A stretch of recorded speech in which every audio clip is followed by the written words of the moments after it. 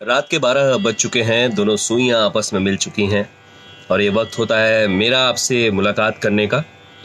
मैं हूं आरजे आलोक और हर रात ठीक 12 बजे मैं लेकर के आता हूं 12 बजे की कहानी। और बीती रात भी मैंने आपको एक कहानी का जिक्र किया था, पति पत्नी और पबजी, जिसके बारे में काफ़ी लोगों ने सराहना की और काफ़ी लोगों को वो कहानी पसंद आई थी। आज की कहानी का मिजाज थोड़ा तो हल्का है, लेकिन हाँ, पते की बात कहती है आज की भी कहानी।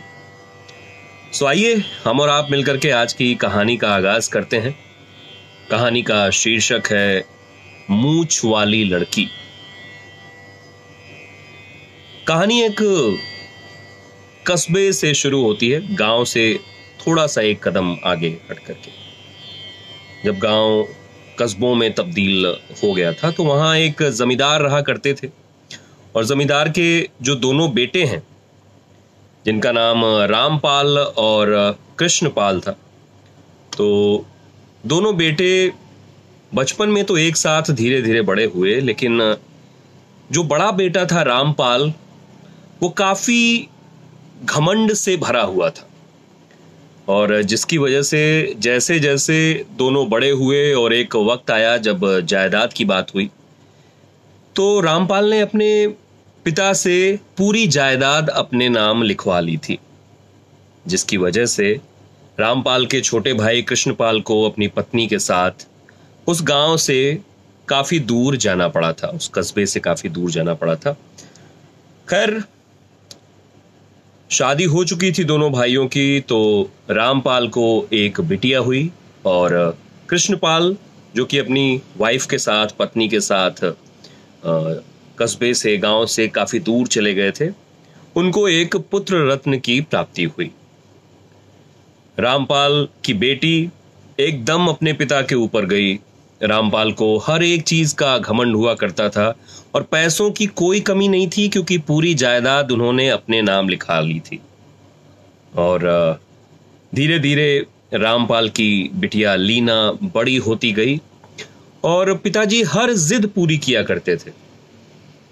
बेटी को अगर कम उम्र में कुछ ज्यादा चाहिए होता था तो सोने की, चांदी की, हीरे की, कई चीजों को वो अपनी बिटिया के लिए, बेटी अगर एक चीज मांगती थी तो वो 400 चीजें ला करके दे दिया करते थे। उन्हें बहुत गर्व था और बिटिया का पूरा मिजाज पिताजी पे जाने लगा था। अब होता यह है कि जब लीना धीरे धीरे बड़ी होती जाती है, तो जैसे बच्चों के साथ अगर वो खेल भी रही है, तो यदि वो खेल में हार रही है तो भी वो बच्चों को पिटाई करके, गाली गलौज करके, डांट करके और अपनी बात मनवा लिया करती थी और चली आती थी। और लोग जब शिकायत करने आते थे तो बस पिता का घमंड सामने आता था कि अरे मेरी बेटी है, उसने कुछ नहीं किया होगा, आपके ही बच्चे ने किया होगा। सो उस तरह के माहौल में पलना और आगे बढ़ने का कार्य चल रहा था लीना का। लीना बड़ी हो रही थी और अपने दोस्तों के साथ वो अक्सर घूमने टहलने तो जाती थी, लेकिन दोस्तों को भी लगता था कि कहीं पे भी ये किसी से भी लड़ाई कर सकती है। सो लीना का कुछ ऐसा स्वभाव था। एक बार की बात है, लीना अपने दोस्तों के साथ पास के ही एक बगीचे में, जो इनके नाम का बगीचा था, वहां पर गई और खेल रही थी। वो आंखों पे वो बांध करके जिस तरीके से छुपम छुपाई और धप्पा वाला खेल खेलते हैं, तो अपनी सहेलियों के साथ लीना वो खेल खेल रही थी। और जब भी उसकी आंखों पर पट्टी बांधी जाती थी और कोई पकड़ में नहीं आता था, तो वो आंखें खोल करके जा करके धप्पा मार दिया करती थी। भाई, बड़े बाप की बेटी और हर एक चीज मिला हुआ है और वो घमंड, वो गुरूर है जो पिता के साथ आया हुआ था।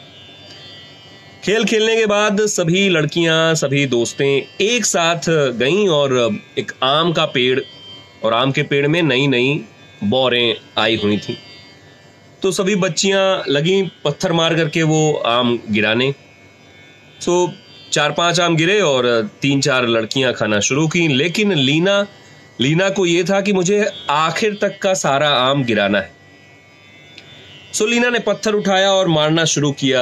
आम के पेड़ पे कभी इधर पत्थर लगता था, उधर पत्थर लगता था। दोस्त कहते थे, लीना देखना इतने सारे आम हैं, तू ये क्यों नहीं खाती? तो लीना का वही गुरूर, वही घमंड कि इतने तो क्या हुआ, मुझे सारे आम चाहिए, मैं सारे आम तोड़ूंगी। पेड़ पर पत्थर मार मार करके और उसके तने पर चोट लगती जा रही थी और अलग अलग श्रृंखलाओं पर चोट लग रही थी। फिर पेड़ के भीतर से एक आवाज आई कि लीना, अगर तुम्हें तुम्हारे हिस्से के आम मिल चुके हैं तो तुम उन्हें ही खाओ, तुम मुझे खामखा पत्थर क्यों मार रही हो? ये सवाल किया पेड़ ने। वहां पर खड़े बच्चे एकदम शौक में आ गए और लीना ने जवाब दिया, मेरा मन, मुझे जितने आम खाने हैं मैं खाऊंगी, तुम कौन होते हो बोलने वाले? तुम पेड़ हो, पेड़ की तरह रहो और मैं फिर पत्थर उठाऊंगी और फिर मारूंगी। और लीना ने पत्थर उठाए और पेड़ को फिर लगी मारने और फिर से वो तने के ऊपर छीलन लगी आने। ये सब देख करके पेड़ के भीतर की जो आत्मा थी उसने लीना को श्राप दिया कि तुम्हें अपने ऊपर बहुत ज्यादा घमंड है, तो मैं तुम्हें श्राप देता हूं कि अब से तुम्हारी शक्ल पर एक मूंछ आ जाएगी। पेड़ के अंदर से आवाज आई और पलक झपकते लीना के चेहरे पर मूंछ आ गई। लीना के चेहरे पर मूंछ देखते ही उसके साथ की दोस्तें मन में तो हंस रही थी लेकिन शौक भी थी कि इसके चेहरे पे मूंछ आ गई, अब ये क्या करेगी। और लीना एकदम कपकपाई सी, जो उसने कभी सोचा ही नहीं था कि उसे ऐसा श्राप भी कोई दे सकता है। उसके रंग रूप पे जो उसे घमंड था और बड़े बाप की बेटी का होने का घमंड था, वो पलक झपकते लगता है जमीन पैर के नीचों से खिसक गई। उसने अपने चेहरे पर ऐसे ओढ़नी बांधी और उस आम के पेड़ के बगीचे से निकल करके बाजार होते हुए घर जा रही थी अपनी सहेलियों के साथ। तभी हवा का झोंका आया और हवा का झोंका आया तो वो दुपट्टा उड़ा और दुपट्टा उड़ा तो उसकी मूंछ सबके सामने आई और गांव वाले जोर जोर से लगे हंसने। ये वही गांव वाले थे जिनके ऊपर हमेशा अपने घमंड की वजह से लीना हमेशा गलत तरीके से व्यवहार करती थी। कभी भी किसी को गाली दे देती थी, किसी भी किसान से दुर्व्यवहार करती थी, किसी भी महिला से दुर्व्यवहार कर लेती थी और कोई कुछ नहीं बोल पाता था क्योंकि भाई जमींदार साहब बड़े घर की बेटी है, कोई क्या बोले। घर जाती है और अपने पिता से वो सारी कहानी कहती है, दुख के मारे रोते हुए। पिता भी भयभीत हो जाते हैं। रामपाल पिता भयभीत और वो सोचते हैं अब वो क्या करें। तो बेटी के साथ रामपाल उस आम के पेड़ के पास जाता है और हाथ जोड़ता है कि मैं आपसे माफी मांगता हूं, आप जो भी हैं, मैं अपनी बिटिया के इस कार्य के लिए आपसे माफी मांगता हूं। और तब पेड़ के भीतर से आवाज आती है कि आपके माफी मांगने से कुछ नहीं होगा क्योंकि आपका ही घमंड तो इसके अंदर भरा हुआ है। अब तो लीना की मूंछ तभी वापस जाएगी, उससे उसकी पुरानी शक्ल तभी मिलेगी जब इसका कोई भाई यहां पर इसके साथ आएगा और वो हाथों में हाथ लिए आएगा और बोलेगा कि कृपया इसकी मूंछें गायब कर दें। लीना का पिता सोच में पड़ गया कि आखिरकार इसका कौन सा भाई यहां आएगा। मेरा भाई तो कृष्णपाल है जिससे मैंने दुर्व्यवहार किया था और वो मुझे छोड़ करके चला गया था और मैंने जायदाद के पैसे भी सारे ले लिए थे।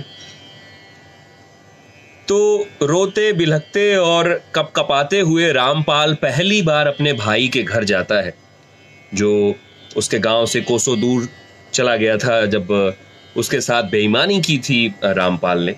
वहां जाता है और हाथ जोड़कर कहता है, भाई कृष्णपाल, मैंने तुम्हारे साथ बहुत बुरा किया है, मुझे क्षमा कर दो।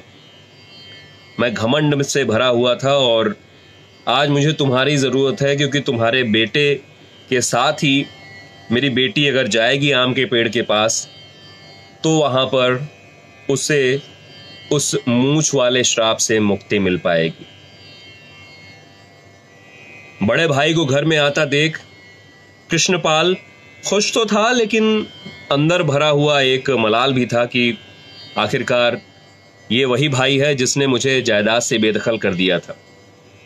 कृष्णपाल थोड़ी देर तक सोचता है और फिर रामपाल कहता है, भाई मेरी सारी संपत्ति का आधा हिस्सा तुम्हारा होगा जो पिताजी चाहते थे, और मैं उसके लिए भी क्षमा मांगता हूँ। कृपया करके हमारे साथ चलो और अपने बेटे को भी साथ ले आओ, सिद्धार्थ को, और जो तुम्हारी पत्नी है उनको भी साथ ले आओ। एक ही घर में सभी लोग रहेंगे, और कृपया करके मुझे माफ़ करो जो मैंने गलती की थी और धोखे से तुम्हें जायदाद से बेदखल कर दिया था पिताजी के सामने। कृष्णपाल बड़े भाई के पैर छूता है और थोड़ी ही देर में पूरा परिवार तैयार होता है, कृष्णपाल, उसकी पत्नी और सिद्धार्थ बेटा, और जाकर के अपने पिताजी वाले घर में ये रहने के लिए शुरुआत करते हैं। और उस घर से सिद्धार्थ और लीना दोनों साथ में भाई बहन आते हैं। दोनों पेड़ के पास जाते हैं और इनके साथ कृष्णपाल और रामपाल भी होते हैं, और चारों हाथ जोड़ करके उस आम के पेड़ के पास जाते हैं और क्षमा मांगते हैं कि जो गलती लीना ने की है वो आज के बाद दोबारा नहीं करेगी, आपको जो कष्ट दिया है वो कभी नहीं करेगी। प्लीज इसकी मूछें, कृपया करके इसकी मूछों को आप मूछों वाला श्राप वापस ले लें। पेड़ के भीतर से एक आत्मा की आवाज आती है और वो कहती है कि रामपाल, यहां पर बात मूछों की नहीं थी, यहां पर बात थी तुम्हारे पिता, तुम दोनों के पिता विश्वपाल जी की। विश्वपाल जी ने मुझे यहां पर लगाया था, इस पेड़ को यहां पर लगाया था, और वो जब भी आते थे तो मुझसे बातें करते थे कि मेरे दो बेटे हैं और दोनों एक साथ बड़े हो रहे हैं और मैं काफ़ी खुश हो रहा हूँ, और एक दिन ऐसा आएगा कि दोनों यहाँ साथ में आएंगे। तुम दोनों के पिताजी ये बात कहा करते थे, लेकिन रामपाल तुम्हारे घमंड की वजह से, तुम्हारी गलत सोच की वजह से तुमने अपने भाई को अलग कर दिया, और तुम्हारे पिताजी का जो सपना था वो तब तो पूरा नहीं हुआ था, लेकिन आज उसी सपने को पूरा करने के लिए ये श्राप मैंने तुम्हारी बेटी को दिया था, जो घमंड उसके भीतर भी भरा हुआ था। रामपाल की आंखें नीचे रहती हैं, लीना की आंखें नीचे रहती हैं, लेकिन कृष्णपाल और उसके बेटे सिद्धार्थ की आंखें पेड़ के एकदम समानांतर होती हैं। पेड़ से जो आत्मा है वो आवाज देती है कि चलो इस श्राप से मैं मुक्ति देता हूं तुम्हारी बेटी को, लेकिन ये जो तुम्हारे भीतर घमंड भरा हुआ है इसे चकनाचूर करना जरूरी था। तुम दोनों भाई अपने दोनों बच्चों के साथ एक घर में रह रहे हो, इस श्राप के पीछे भी यही कारण था। वो आत्मा गायब होती है, लीना के चेहरे से मूंछ गायब होती है, लीना की आंखों में आंसू होते हैं।